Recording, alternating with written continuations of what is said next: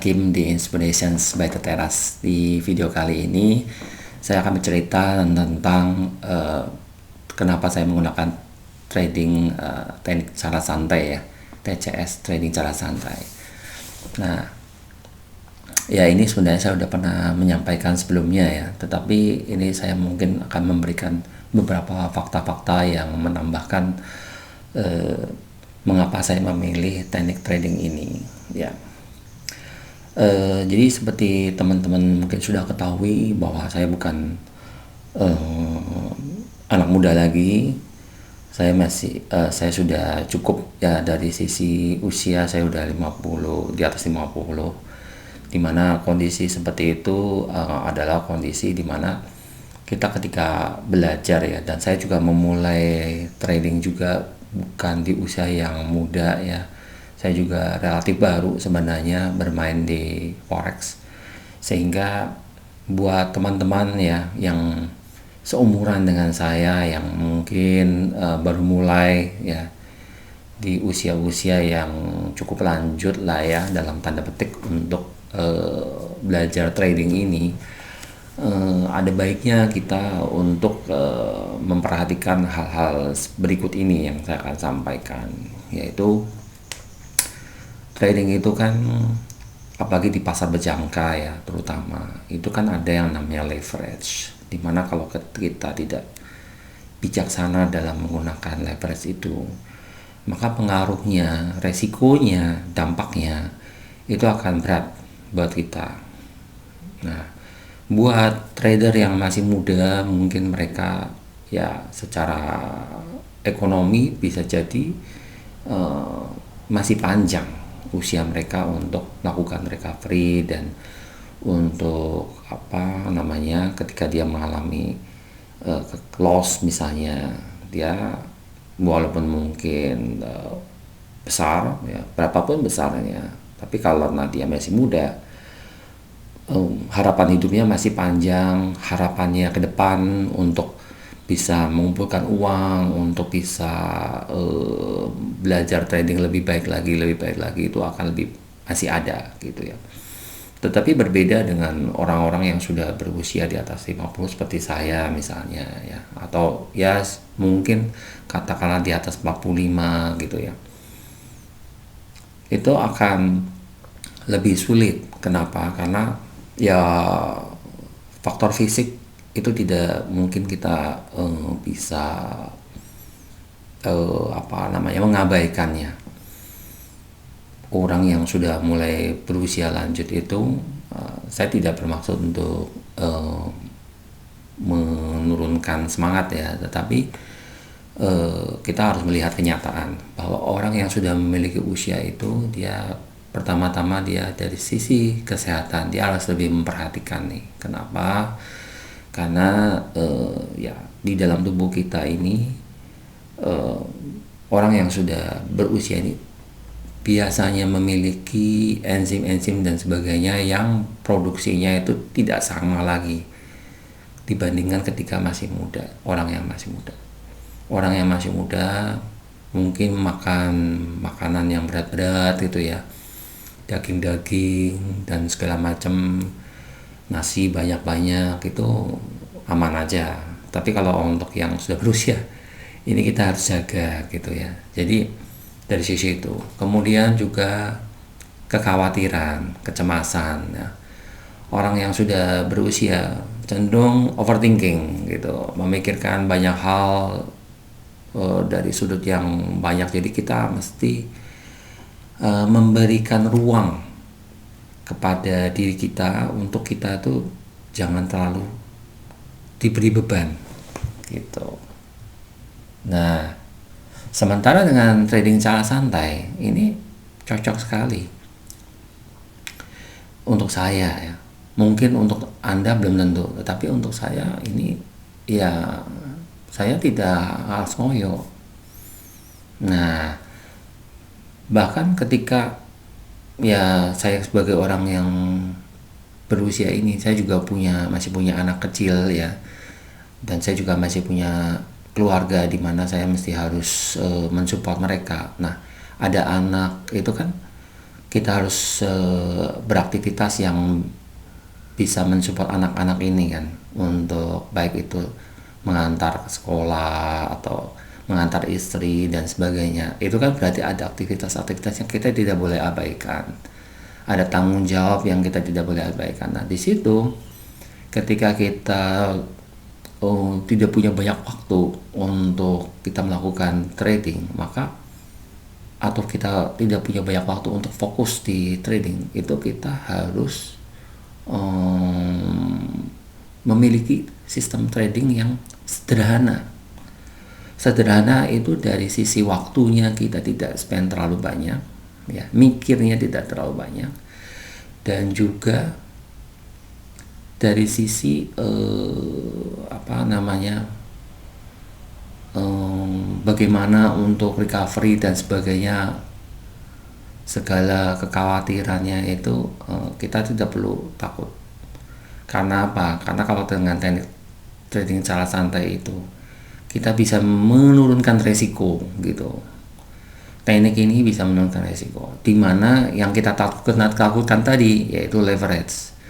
Nah, trading di pasar berjangka itu leverage memang adalah pedang bermata dua. Di satu sisi memberi manfaat yang begitu besar, di sisi lain juga memiliki resiko yang begitu besar. Nah, kita harus sebagai trader harus bisa memanage resiko ini. Ketika kita tidak bisa memanage resiko ini, maka yang terjadi adalah kita bisa mengalami loss, dan loss itu apabila itu nilainya besar, itu akan memengaruhi kesehatan jiwa kita. Itu akan memengaruhi seberapa jauh kita harus melakukan recovery. Nah, itulah teman-teman.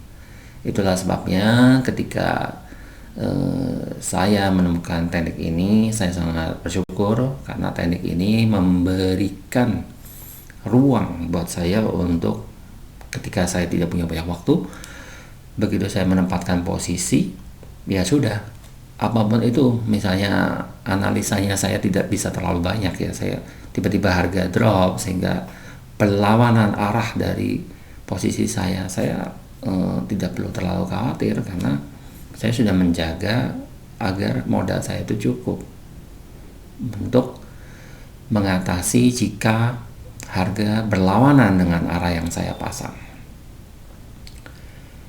Nah itu teman-teman, karena kan modal kita akan tergerus terus ya ketika arah itu berlawanan dari arah kita.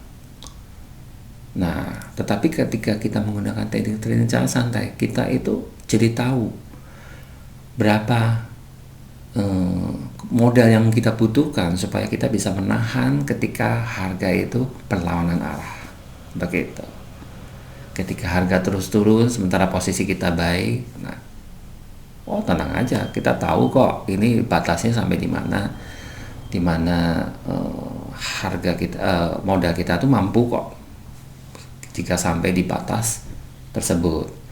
Memang tidak ada orang yang tahu persis ya arah market itu kemana, tapi justru itulah kita harus tahu, kita harus bisa menghitung ya. Makanya kita menyelidiki sampai ke menemukan all time low-nya itu berapa, all time high-nya berapa, termasuk di teknik correlation hedging. Sebenarnya teknik correlation hedging ini sebenarnya 11-12 dengan teknik trading cara santai, karena teknik correlation hedging ini sebenarnya kuncinya juga di money management.